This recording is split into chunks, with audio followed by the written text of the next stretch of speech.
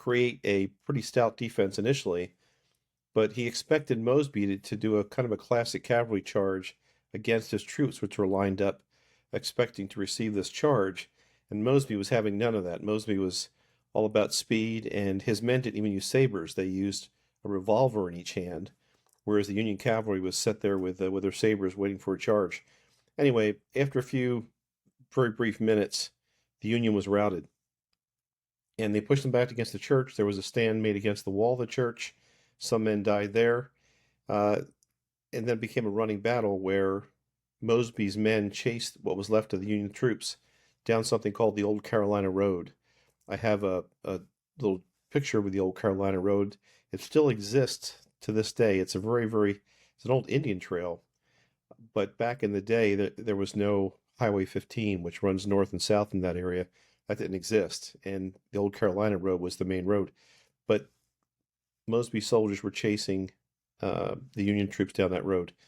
At the end of the day, Mosby had attacked the 150 cavalrymen of Forbes' command with about 200, 250 Confederate cavalry, and the Union was routed. They lost about 13 men killed, but up to 100 wounded, killed, or missing, captured, and about 50 survived.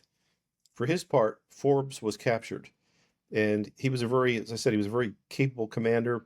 Right in front of the church there, he was fighting Mosby himself. It was kind of unusual, but they came up to have a personal fight, he and Mosby, and Mosby went to fire his pistol, his revolver, at Forbes, and it misfired.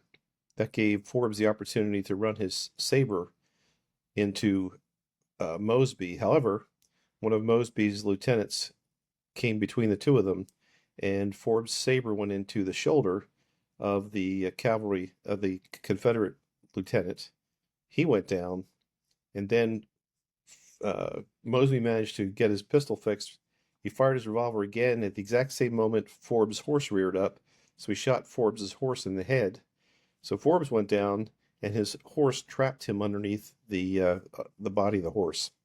And so Forbes couldn't extricate himself. The battle was so chaotic that pretty soon there were 3 or 4 Confederate troops right there to capture Forbes. And ironically, I'll just add this little post note. After the war was over, both Mosby and Forbes survived the Civil War.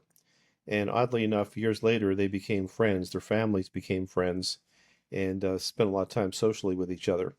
So it's kind of an interesting story about after the war, the uh, the rapprochement, if you will, between the North and the South.